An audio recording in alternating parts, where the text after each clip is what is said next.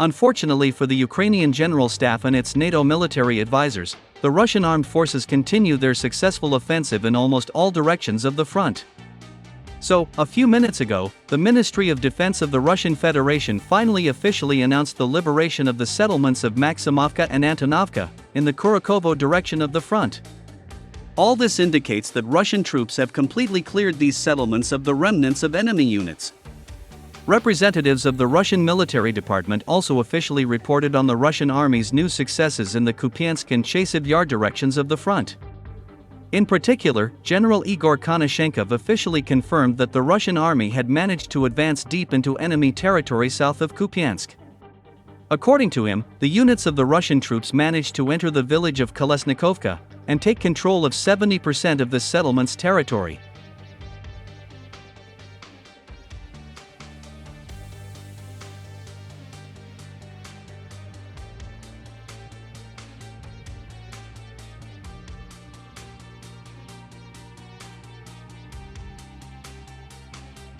As for the Kursk direction of the front, there have been no significant changes in the last 24 hours.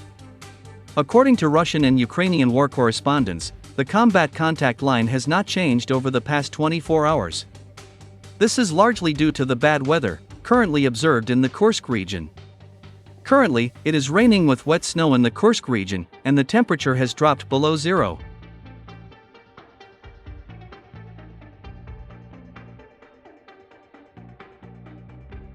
By the way, Ukrainian soldiers and foreign mercenaries complain a lot about the fact that, unlike them, Russian soldiers have the opportunity to warm up during rotations.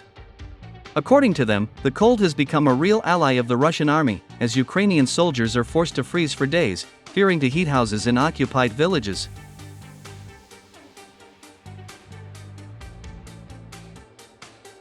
For example, on November 5, in the southwestern part of the city of Sudzha, Ukrainian soldiers, together with foreign mercenaries, tried to light a stove in one of the houses, in order to keep warm.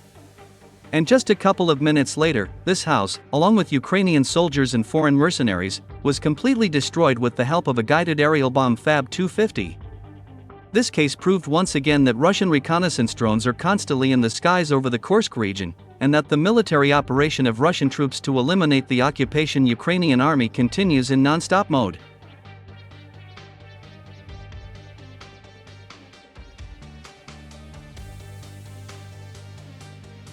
Commenting on the situation in the Kursk region, the Russian military department noted that over the past 24 hours, units of the grouping of troops under the designation Sever have repelled 7 counterattacks by the Ukrainian army against positions of Russian troops in such settlements as Novoivanovka, Nizhny Klin, Daryino, Leonidovo, and Plekovo.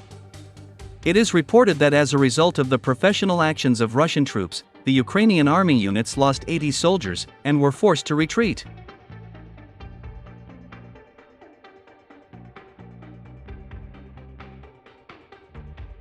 In addition, the Ukrainian High Military Command, together with the NATO generals, continues to try to rescue the US Army officers and NATO soldiers, who were trapped in Tolsty Lug area.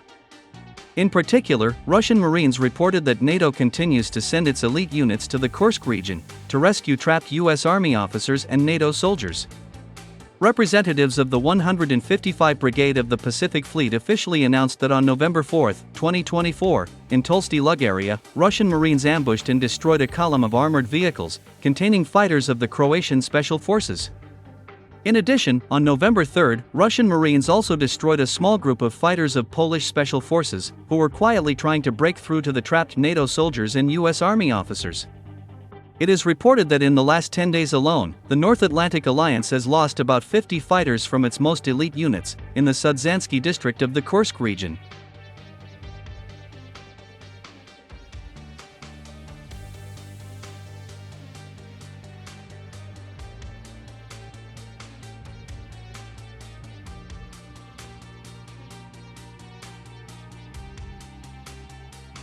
Meanwhile, shocking details of the attack on the Briansk region by elite units of the North Atlantic Alliance have emerged. Let me remind you that on October 27, 2024, the Russian FSB showed video footage of a destroyed enemy sabotage and reconnaissance group that was trying to invade the territory of the Klimovsky district of the Bryansk region unnoticed. Back then, the Russian side stated that there were 30 well-armed fighters in this sabotage group. They were mainly US Army Rangers, Canadian Commandos, and fighters of the British and Polish Special Forces.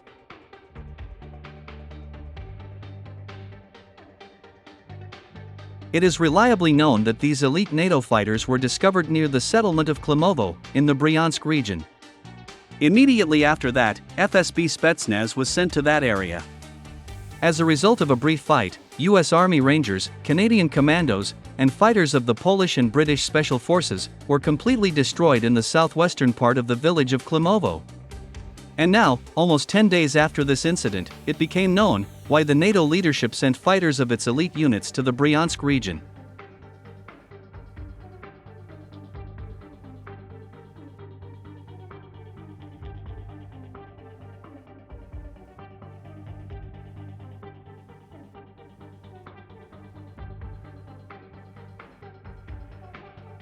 So, a few hours ago, the authoritative military observer Ilya Golubnev, citing his own sources in the Russian military department, said that the Ukrainian General Staff, together with the NATO leadership, decided to invade the Bryansk region immediately after the Russian army took control of the city of Seladovo, in the Pokrovsk direction of the front.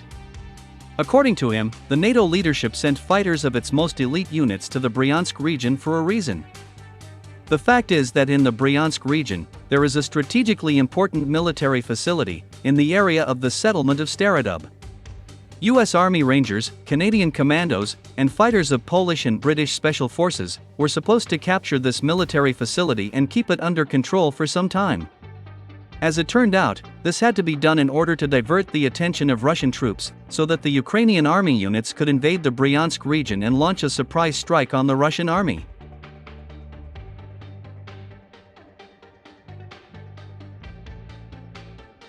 The fact that Ukrainian troops were preparing an invasion of the Bryansk region was also confirmed by the coordinator of the Russian underground in Ukraine, Sergei Lebedev. According to him, since mid-October, there has been an increased concentration of Ukrainian troops in units of the Foreign Legion in the city of Shaska, Sumy region. In addition, starting in October this year, the reserves of the Ukrainian army continued to arrive in the urban-type settlement of Voronezh, Sumy region. All this once again confirmed the fact that the Ukrainian army and NATO forces are preparing a full-scale attack on the Bryansk region. However, the destruction of US Army Rangers, Canadian Commandos, and fighters of Polish and British Special Forces by Russian Spetsnaz disrupted all plans of NATO and the Ukrainian General Staff. As a result, Russia's enemies lost the surprise factor and were forced to withdraw their troops from the border with the Bryansk region.